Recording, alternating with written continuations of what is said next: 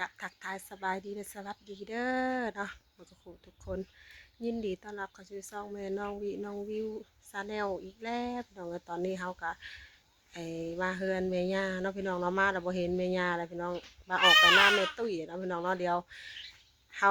กับน้องวิวตี้จะออกไปทางหน้าแม่ตุ้ยเนาะพี่น้องออกไปถามออกไปเบิ่งว่าเพิ่นมีหยังเฮ็ดเนาะพี่น้องสวัสดีป้าลุงเนาะสวัสดีงามๆบ่บาดเดียมงามกันบาดเดียมงามกันบาดดีปะดุงว่าสิฮัลโหลสิบ่บายดีนะสิละโอ้ยเดี๋ยวจะออกไปหน้าเมตุ้ยก่อนบันนี้พี่น้องเลยเดี๋ยวออกมาเป็นเนอร์บ่ใกล้สิฮอดงานบุญมาแล้วเนาะพี่น้องเนาะเดี๋ยวออกไปทำออกไปเฮ็ดหันเฮ็ดนู่นเฮ็ดนี่ซอยมู่เนาะพี่น้องเนาะใกล้จ่อมาแล้วยังอีก3-4 มื้อนึงพี่น้องเลยกะมีแนวเห็ดมีเวียกลายเนาะพี่น้องน้องพี่น้องเนาะเดี๋ยวไปเบิ่งไปส้มน้ำกันอยู่ทั้งบ้านทั้งเฮือนทั้งนาแม่ตุ้ยกันพี่น้องเนาะบัดนี้เนาะเนี่ยฮะบายดีพอป่าถึงจะว่าจังชักแล้วเป็นเดือบได้สะนี่เป็นเด็กแล้วมาหอดเฮือนหอดซาดแม่ตุ้ยแล้วบัดนี้สบายดีเด้อสองเฒ่าตายายสบายดีพี่เจ้าพากันเตรียมยังบัดนี้เห็ดต้นเห็ดต้นหอยเคนไว้เห็ดบุญน้ำพอแขกเนาะพี่น้องบุญมาพอบุญป้าซื้อเพิ่นดิฉันและเอิ้นแต่พอแขกเกี่ยวกับจังมันซื้อแท้เลยออกไปหาอันแม่ตุ้ยก่อนจะมีแนวให้เฮ็ดว่ะเม็ดเนาะมีแซ่บอยู่แล้วจักแล้วไทยได้เป็นป้ามีของเก่งเอาเห็นจะทำนี้เนี่ยหอมไม่รู้ใครทั้งนี้ไม่ว่าเบิ้งว่าครับเบิ้งใช่ไหมมีอยู่ว่าอย่างนั้นเบิ้งอยู่ป่ะเขาว่าเบิ้งตัวนี้เนาะวัดเท่านี้เหรอวะ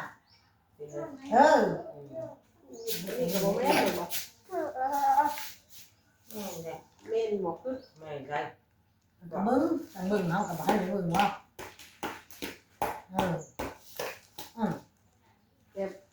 มันใหญ่บ่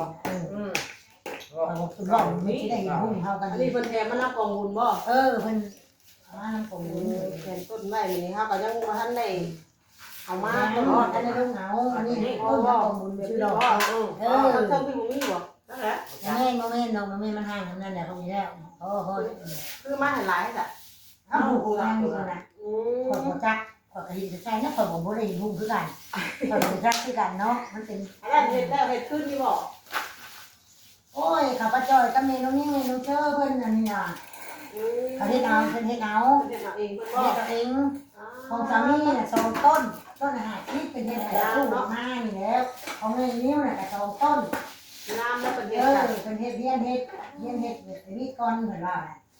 ไปวิวตี้ออกไปหน้าไปตุ้ยเพิ่นไปตุ้ยบุญยิ่งเกิดที่แนวเฮ็ดมีอยู่ตลอดอยู่ไก่เด้อมีไก่มาแล้วมื้ออื่นไก่มาแล้วนี่ว่าอื่นบ่ฮือแฮงแต่ลูกไผ่ได้นะลูกไผ่ลูกนางเพิ่นนี่แล้วไปตุ้ยก็นอนก็บ่อยากรับแล้วบ่ป้าจ้อยคือป้าจ้อยนั่นแม่น้องนิ้วแล้วก็อันวินเนอร์แล้วก็น้องนิ้วคอยป้าเซอร์อันป้านั่นป้ากวางกับผัวนอนทั้งนั้นแล้วเฮ็ดเฮามีคนเอาแล้วบ่สักต้นถ้าเอาแบบครอบครัวเฮาน่ะเฮาเฮ็ดต้นนึงซะแล้วต้นนี้ก็ได้เห็นนึงเอาก่อนจะใช่แน่น่ะใช่เบิดดาวใช่อยู่ได้ใช่เตี้ยนี่เตี้ยได้แค่นี้นี่อามันนี่ไม่ข่อยเขาว่าบ่คักค่ะไอ้จะมีเบี้ยเบิดเด้เนาะเป็นแบบไรคักคือกันบ่ตอนนี้ว่ายันเพิ่นว่าข่อยเอาเด็ดคัดเอาเพิ่นว่าบ่คักเพราะว่าคักอยู่จะไปแลกมันจะใช้งามใช้เงินนี่น้องเขาอีเงินในวันน่ะกูจะไปขึ้นน้ำมันตู้ว่ะไอ้ต้นตะเคียนโลดข่อยน่ะนี่น่ะเอากาครอบครัวเฮาก็สิเก็บต้นนึงต้นยายนี่จู่ยายไปเฮ็ดเบี้ยเอาเก็บคือต้นไหนป้าวิมันเป็นงานแล้วใบแล้วคือใบ20ป้าวิมุมหันโดยให้เจ้าได้เบ็ดสิให้เบ็ดสิเฮาเป็นของเจ้าแล้วจะมากมั้ยไม่ได้ว่าเงินขาดน่ะนี่ของเงินนี่บ่ขาดแล้วเวลาเพิ่นแก้เพิ่นก็เอาออกแล้วเนาะ บอกครับว่าบัตร3 บาทนี่นะ ท่านได้เลยแม่ตุ้ยเนาะ เนาะมันบ่ลงมาที่แย่เนาะจะไม่หาชื่องานเนาะ เงินได้บัตรมาเงินอันนี้น่ะสำคัญได้ซื้อยากบ่คือเงินบ้านเฮา ต้นนั่นคอยชีใช่ บา ร้ ท อย เงินบาทนี่แต่ว่าโยมเองขาดหน่อยนึงเพิ่นก็บ่อยากเอาบ้านเฮาน่ะมันซื้อยาก ใช่ร้อยนั่นน่ะใช่ร้อยตลาดมีใช่ร้อยของเราบอกดูมันน่ะเอาลูกละร้อยมาใช่แกไม่ยังได้ร้อยบังเลยน่ะมุกมาดีได้กินโกโก้นี่มา20บ่มันคือเงินบาทได้เงินไทยได้ลูกเอ้ยเงินไทยได้ให้แม่ไปหาบ่อยู่เทพพุ่นอยู่เทพพุ่นได้จังมีเงินมี ก็จะไปก็จะไปว่าก็จะไปว่าแต่นั่นไม่ได้ได้แต่นั่นบ้านลุงได้ไปว่าหรือบ้านลุงได้แต่ได้เงินมีมาให้หน้าได้ไปว่า จะว่าเรื่อง ไปกับเจ้าเจ้ามาให้หน้าให้หน้าตู้เด้อ เป็นข้าวเงินขนองลายพี่โอ้ยยายไว้ในลูกเอ้ยแบบบ่ได้อัน67ล้านก็ยาหรอกอันได้อันล้านนึงก็เอาดอกว่ะ ผู้ตรงเจ้านี่เจ้านี่แต่มันใหญ่เอาอันนั้นเรามันยังขาดน่ะใหญ่เจ้านี่ เฮ็ดแบบที่เอาว่าเฮ็ดซ่อนสิบ่ มีทำยางไง พี่จะระบายมันสิเนาะ เอามีทำยางน้องยังขาด ใช่ น่ะ อันนั้นมาให้เราหนีบมาแล้ว นี่ไป แซ่บนั่นนี่ เขาบอกเล่นเขาจะว่าน่ะฮะเขาจะรู้ได้เจ้า ไว้ ได้ เนี่ยก็สินี่ นะ นะ เจ้านี่นะ นั่งลงก็ดีลูกล่ะชุหน่อยของน้องพักได้หานั่งดีๆเงึงงับบ่ใส่ เอาบังแล้วลูกมันมีมานั่งขังนะ มาไล่ห้องมานั่งมาไล่ได้ร้อย เฮ้ยวันโอ้หานานเบาอยู่อ่า ร้อยได้ตู้ เนาะ นั่นรอดเสียรอดเลยนะ เสียงได้ที่ได้บอกให้โชว์เขาบอก เขารอดเสียในว่า เอาขึ้นกองบุญได้ที่นี่นะเอาขึ้นกองบุญถ้ายังมีแค่แน่เขาจะคาดเอาแน่เป็นแบบได้นะได้แค่เครียดเนาะเครียดเนาะอันนี้มันขาดคือจะว่าแน่นะหรือว่า เสียตายเลย ใช่บอกยาแล้วนี่กับใบนี่ยาแล้วเป็นยังไงนี่นะเป็นโม่แล้วนี่แบบนี่มันเป็นโม่เลยมันขาดอะไรที่เก๋ตาดีคือเอาเองนะถ้าเราจะเอาลงห้าหักใบโจกันของเรา มีหลอกไปกัน ของเจ้าบ่ถ้าเรามีน้ำเราอ่ะ เอานั่นแรกไว้แล้วมื้อนั้นเลยตอนนี้บ่ได้เอามาลืมของให้สิมา เขาก็เรียกว่า แล้วเดี๋ยวเอามาแล้วสิเปลี่ยนรับเจ้าก็ได้ หมูนั่นเราเช่นเราลูกหลานคนใดจะทำนี่ ใบยังก็ ของ เอา เรา เอาสิ ทำลงมาต้นคนแรก เอาสิต้นเดียวเด้ เขา เอาสิเอาใบยังก็ได้ดอก เขาแต่เนี่ยใจผู้ที่อันจ่ายลุง เอาสิอัน เขา เจ็ดต้นใหญ่ด้วย อันเครื่องที่ต้นใหญ่เราได้แบบเขาลงไปเลยเขากะของเขาเนาะเขาให้ชื่อแล้วเรา เอา ชื่อ เอา มัน ครอบ เนี่ย ครัวเอากับเฮ็ดน้ำเอาเจ็ดต้นใหญ่รถต้นหนึ่งรถ ถ้าจะเอาแบบเขาลงเอาอีก ก็ แล้ว จะเห็นว่า นี่ซื้อ เลยดีเด้อใบ20ขาดได้มักจะได้ใบ20 มันไปเตี้ยนน้อยนี่นะ ใบ20เลยเอามานี่บุญไปตู้ทอน มาเท ล เรา งไปเอากองบุญพ่อพม่าหามันบุญไปเซลอยู่ตู้ทอน คือจะมือแล้วก็เดิน อันนี้ไปซื้อเงินให้สามีเงินสามีได้ เห็นตำลึงอยู่บอก ยังว่าใน สี่แห้งสอง ทำ คำ ว่าได้ท่านในอันทำเราอยู่ต้องเอาวันนี้ นั่นกระตางให้ไปนั่งผูกกระตางเนี่ยเสื่อมเนี่ยใส่ตัวไปแบบนั้นเนี่ยที่มาตัวไปดูกัน บอกว่าพี่ดีกาหันขึ้นอย่างนี้ เอามาหาคน ปวดจากบ้านอยู่ห่างอัน ไปป้า เมื่อเบิ่งรถก้อนไปว่าสมาชิมีรถมาว่า หาไปก็ดีไปแค่นิ้วเลยนะคนจะบอกไปนั่ง เพื่อนเขาเพื่อนแหละ ตื่นมาได้ตื่นเบิ่งเงินเบิ่งเลย เขาเพื่อนได้ใส่รถเอาเสียกาข้าวกันบึนเอามือกับก้อยได้ว่ายันล่มร แต่ ถ เขาเขาไปขึ้นมันลงไปได้คนใส่นี้ใส่ยุคของใส่คือปลาพวงหมดแล้วยุคใครเขาไปได้เย็นในตัวตะวินนั่นเขาก็จะใส่ทงยางใส่จะใส่โต๊ะผ้ายาเขาเขาที่ที่เขานั่นเขาวุ้นตูเขาเปลี่ยนของเขา60 แผ่นนี่แหละอย่างนี้ ชื่อไม่ ชื่อแล้วชื่อเลยยูแต่เขาอย่างนั้นสบายไม่ว่ามันหินพ คนไทยมันเอาใส่มาได้เขาให้กันทางกันนี่โอ้โห สิดูบ่ ของหน่วยเสียเช้า เฮ็ดดู เอาเหมือน60 ถึงมือแล้วลูกเอ้ยแล้วแต่เข้ามือแล้วว่า ให้ตู้ดูป้า ปากออกได้ เอาไว้ใส่ถุง ย่าแม่ให้กูก่อนให้อ่ะ เฮ้ยให้เขามาใส่ที่เราไม่เป็นอย่างบ่ บ่ เนี่ เห็ ย นกันบ่ฮะ เขามาใส่นี่เราไม่เป็นอย่างบ่ เอ้าสิเป็นหยัง ยันว่าไอ้เรามันทอดมันเสียเป็นอย่าง มีหมามือนึงเป็นหยังเนาะสบายหลายเป็นเดือนนึงไว้ได้มินอัพมินหยังเนาะ ที่แล้วมันก็ขนม เห็นบ่ว่า ทำผู้ใดเขาก็เบิ้งผู้ใดเป็น50เป็นเซนบ่เลยเวลาเขาไม่ได้กินข้าวเขาก็ไปของ เด้นี่น่ะเขาอยู่ เว ไว้ ลากินข้าวนั้นอยู่กับไม่ใช่แล้วเนาะท่านแบบว่าท่าน แต่ตอนเที่ยงนี่บ่ได้ใช้เลยเนาะ ไม่ใช่เนาะ ตอนแรกบ้านเขา กับบ้านอื่นบ้านอย่างมากบ้านอื่นบ้านนู้นน่ากับคนก็ได้ไปดอกเนี่ย มีบ่มีพี่น้อง แม่กับพี่น้องคุณแม่แพ้อยู่ มีพี่น้องบ้านย่างบ่ โอ้ยรุ่นตู้นั้นบักกระดาเนี่ยคุณไปเท่กับ ไป แม่ มา มา เอา เนี่ แม่ ย มี บักแต่เนี้ย คือเฮาน่ะหรือบ่อยู่ขนาดออกมาหน่อยนี่ก็ยังบ่ได้ ทำ มุ บุ ก กขายเปลกไว้ ตายในประเดี๋ยวทั้งตัวทั้งแม่ทั้งหมดติงอีกตายไม่ได้ของของสิมามีเด็กไอ้น้องแถวเขาไม่หมู่คู่มีได้ลืมนะเขามาตายเขามาวันเมื่อนั้นมือปลาแก้วนะเขาแม่วันวิ่งเฮานี่เป็นผู้ฮักปลาแก้วมื่อนั้นเขาพามานำเขาวันนี้เอาถือ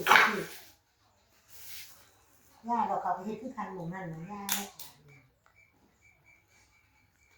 โอ้ยหมิ่นมือเด้อจะเป็นดักซอยเนาะ นั่นแหละสามีเป็นนี่นั่นแหละนี่มาได้มาเลยนะที่นักจะอีกป่ะ เออ ถ้าเอาหน้าเลยนะยายคือเจ้านั่นได้เนี่ยนี่เนี่ยมันไม่ได้ขาด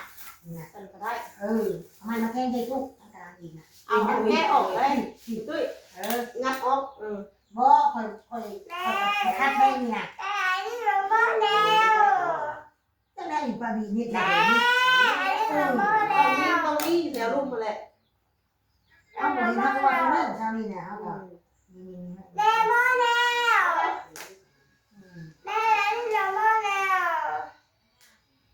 ว่าสิไปซะแล้วป้านั่นนะเอาเลยไป ลูกยังถึง คนเที่ยวเพื่อคนไหน แตบ หานี่นะ ได้บ่ที่ได้บ่ เอาออกไปไว้เร็วเอาไปชื่อล้อ บ่ได้หรอวะไป1 2 3 4 5 7 8 9 10 เขาก็ตาเขาบุยลูกเขาบุญชาติการมันอยู่นี่บ้าน เห็นแล้วบ่เห็นแล้วบ่ เห็นแล้วไม่น่าใช่เป็นอะไรให้ดูที่บ้านหมู่มันสิเป็นใจ คนไหนมาต้นนำไปกองบุญ ที่ 4 ต้นหาก็เป็นโง่เงินนี่นะเขาถูก ซื้อใหม่เลยบ่น่ะ ตายไปได้มันว่าจะว่าสารพุ่งที่นี่ค่ะเป็นเพื่อน มันนี่เรื่องของคนหายเอง เออ ได้ คนสามหน้าก็มี ได้ไหม หาว่าในความของเขากับจักเขากับมีลูกเนาะเจ้าเท่านั้นเอาไปดินี่นะ มาให้ อันนั้นมันมีแบบใบรอดมาคู่แบบเอามาคิดอย่างไก่เนาะคือ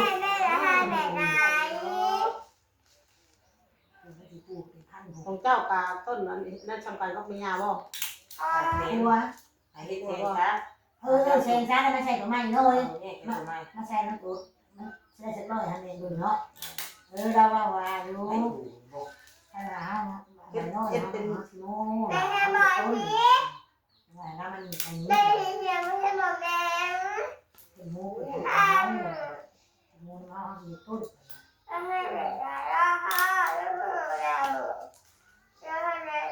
เฮ็ดต้นเฮ็ดไปใส่ต้นหรือไม่หรือบ่ ก็สิเอาขึ้นกองมุมก็ต้นอัน มาใส่ด้วยกัน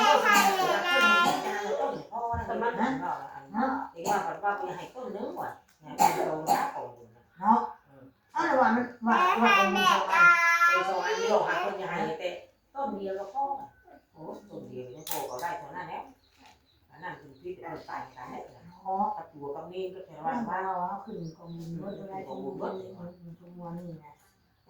ต้นก็ใช้กองมุมในต้นในสองต้นในกองในสองต้นก็สุดเลย เบี้ยไว้ให้เพิ่นเห็นเนาะ ไป10 ที่ว่าเขาจะเอาใช้อย่างไรกันนี่เอาใช้อย่างเขาเนี่ย บ่ยังอยู่แหละ ยังอยู่ไร ใส่ต้องเดียวเลยบ่สัก แชร์เดียวห่อได้แชร์น่ะ 50ใบ แม่เอา มาใส่ตัวนี้ ตัวนี้มานี่ ยายเนี่ยก็ตัวนี้ ยังอยู่บ่เนี่ย บริการก็จะเอา จะเอาเงินมาใส่มันห่อแชร์ โอ้ของมีคุณมาไปร้อยเลยนะมาใส่ร้อ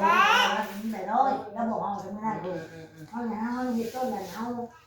นี่ไปร้อยเด้อป้าอะไรครับคือเขาบอกว่าให้เรามาใส่กับใบตัวนี้อยู่พอกันเนาะทำได้ตู้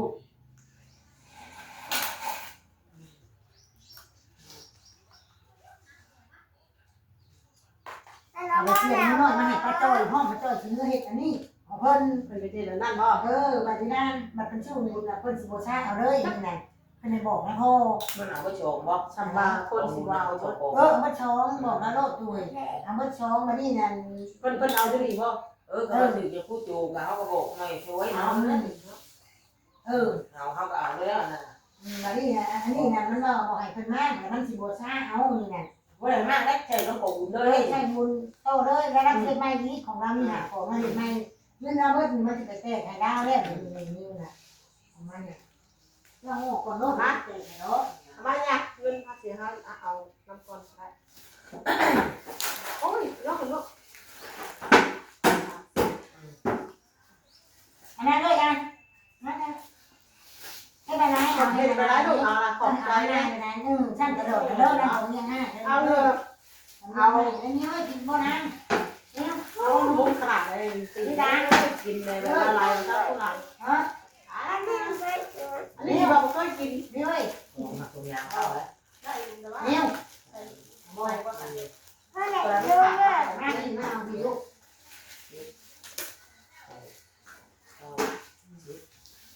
เนี่ยมาไข่ด้วยนะเริ่มจะเป็นห้าเด้อมาเพิ่มให้แล้วมาให้ไข่ด้วยดี ได้จะคิดไปนึงก่อนยังแบบทันนะ อันนี้เอาแล้วนะ เนาะที่ เอาแล้วเขาเฮ็ดตัวเดียวอยู่ เตะคิดเศร้า อันนี้ก็จะห้องคูณมา ขาดเลยนี่บ่ขาดเทียนไม้เนาะมันขาดเนาะ เอาตัวขาดบ่เอาหูมันขาดเลยเราใช้ผูกนอนผูก เอาใบอันนี้ส่งก็ได้เนี่ย คิด ไม่ได้จะให้เขาพวกอะไรเป็นชีวิตอันเฮาสิต้นของเฮาแบบนี้ให้ทำสู้ การคิดไม่ช่วยนะสมัครเองคือ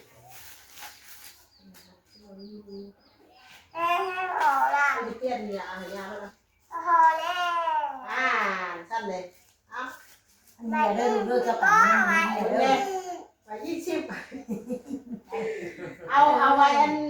นั่น น้อยนั้นบ่เอามันบ่พอ มันมึงบุญไม่น่าเจ้าจะดื้อเด้อจะให้แม่เด้อให้แม่เจ้าไปกินอย่างเด้อมันมาแดงกับแม่เจ้าพ่อเจ้ากับไปนอนอยู่ตู้นั่นไม่น่าเด้อ จะพ่อหน้าบ่รู้บ่ถูกกินเกลือ เพิ่นก็สิเปียป้อนคือกันใช่เพิ่นนอนจังไดที่แต่ได้ยินเสียงเพลง ไม่เด็กเลย บ่ลูกก็เตรียมป้อนคือกันบ่บอกเพิ่นด้วยป้อนบ่ได้ลูกป้อนบ่ได้เตรียมป้อนบ่ได้ป้อนบ่ได้เต็ม เฮ็ดนวดนวดนวดนวดนวดนวดนวดนวดบ่อยๆเจอพาในตุ้ยพ่อเขามาให้นั่นน่ะเออหยุดนวดนวดนวดนวดแล้วไปนวดโรงเรียนน่ะ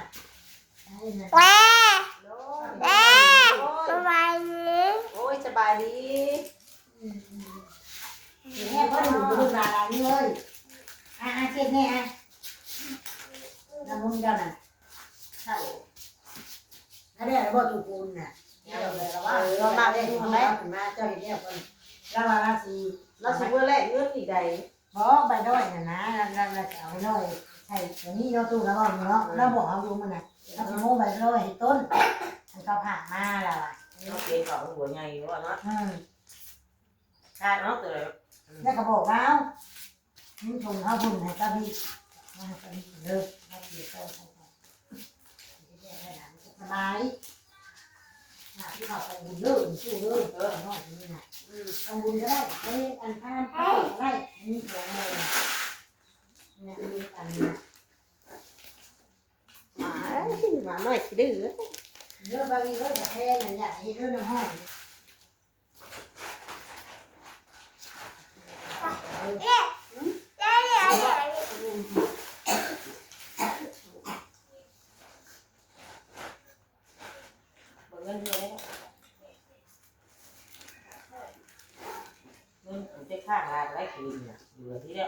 เดี๋ยวใส่เอาน้ำลายน้ำเดี๋ยวน้องนิ้วให้ที่พันให้วีไปดิและหาที่บุกที่บุกนั่นมันกับมันไปดิมาได้ปัญญาที่พัน มาแล้วมากับเนื้อ ให้เอ้ยเดี๋ยวใช่มาไปแล้วจะไปใช่มาใช่แม่ ได้แบบพูดนะพ่อมา มาพี่ก็จะขึ้นมาเลยมองหมดแล้วบ่เลยกันเบาเลยฮะดูหมดเลย บ่นะเป็นยังบ่ยัง เอ้าบ่หลังทีเดียว หลังก็สิเป็นยังหลังแล้วแห่งฟังสัตว์ บ่แต่ อ้าว เพิ่ เพิ่ น น เอา ฟัง ที่ สัต ไป ว์ ทันเฮ็ดเฮ็ดต้น ต้น มาไปด้วยของเจ้าหน่ะมาใช่ของเจ้าถึงงูสักใบมาใช่ตัวของคอยตื้อ ใช่ทั้งสามมันยังอ่ะพี่ ถ่า จ้าย แล้วมันหนีไงแล้วก็ ไอ้ก็ มัน นี่ หอยใช่มันลกไหมถ้ากับว่าต้นนึงคือเก่าอยู่เนาะ แล้วเจ้าเขียนได้ชื่ออะไรแล้วเขียนตัวนี้ที่ล่ะก็นี่ตัวนี้บอกไม่ใช่นี่ด้วย กับกันนะว่า นี่ตัวนี้บอก นี่นะ ใช่ไม่ใช่ใบ ตัวใดที่มันยังบ่เต็มแล้วนั่นนี่ มันเต้นโตแฉะเลย นี่กระเซ็นนี่เซ็นตัวนี้นั่นตัวตายเซ็นมันเนี่ย นี่มันไทยมันหอกนะนี่ ใช่ไปด้วยใช่ อันนี้อันนั้นก็อีกนึง ได้ ได้นึง น้องอยากใส่ให้มันเต็ม ใส่มันงามมัน ป้ามีกันนะให้ไปซื้อไปด้วยมาใช่ไปด้วยใช้เรานี่เจ้าขุนของคุณ ยังไง โอ้ยใจเด้ ตื่นไหม ใจเด้ มันยังเอายังใส่ขี้หมูเลย ที่คุณแบบนี้การเอาเรานั่นคุณรู้สิให้เขาห้อย กินแต่ลายของเขาหลังว่าจะมาเปื้อนมุมดูนี่ เขาบอกคนนึง เอ้ามันมุมมีอันเหลือมันมุมมีอัน จะ ยัง คนน้ำนี่นี่ว่าน่ะจังจังวันของให้ เห็นป้าบางคน คนนึง มันมุมมีอันแค่ดาดเล่เนี่ยแม่มันจะคุ้มก่อนมันสายมันโตกันเลยกับผู้หลังเวลามันกินอย่างน่ะมันสิไหลมันผู้หลังเลย เป็นอย่างนี้ เป็นแบบนี้มันคือโม ฉันบ่จัดไปแล้วนะเป็นแต่น้อยเป็นแต่น้อย แล้วบอกว่าพี่ดอกเห็ด เห็นว่าผลิตต้มน้ำ100นึงหมูของคนไทยข้าวหมู ว่าที่เรา บ่ได้เนาะนี่การอันว่าใช้ติดแล้วจ้ะนั่นใส่เลย เต้น เอาอันนี้แสนนี่ก็แสนนี่ก็แสนเห็ดเห็ดอันนี้ทุกแส พ น อเห็ด อ๋อ เห็ดเลือดต้นหนึ่งอ่ะ กันจะเห็ดเห็ดไม่มัน เห็ดอีก อันว่าไม่ทำกี่ว่า ไปเลย สมร้อย ต้นหนึ่งมาเห็ด ได้ไหมพี่ เห็ดมันยาเข่าเห็ดต้นนึงว่ะเดี๋ยวจะลงไปเอาต้นดิยังไงมัน อันนี้เหงาอันนี้ต้นชื่อเป็นแคนเพิ่มอีก นี่ของตีเงินไม่นั่นเนาะของวานนี่นะ น้อยหลัก ก็ ก็ เอา เอา กี่ร่างไม่รู้ว่าเนาะ ลายออกเลยได้ดุดได้ ไม่เฮ็ดว่าด้วยเฮ็ดแล้วไม่ทำเขาไม่ไหนมีชื่อเดียวนะต้นให้พอเท่าให้ กันแล้ว เขามา นี่เนี่ยต้น ต้นที่สองเขามา พี่น้องเราแคนต้นไว้พี่น้องเลยเตรียมจังหมอดมือจังบะมุนบะวายเนาะพี่น้องเนาะ พี่น้องในคลิปนี้ก็จะประมาณชั้นนี้ก่อนเด้อพี่น้องว่าแม่น้องวีก็จบคลิปใบซ้ำนี้ก่อนเนาะพี่น้องเนาะวันนี้ก็ออกมาทางเรือนแม่ตุ้ยพี่น้องเลยมาจัดมาเตรียมงานไว้เนาะพี่น้องคลิปนี้ก็ไปแล้วพี่น้องเลยของกลางสบายดีทุกคนเด้อ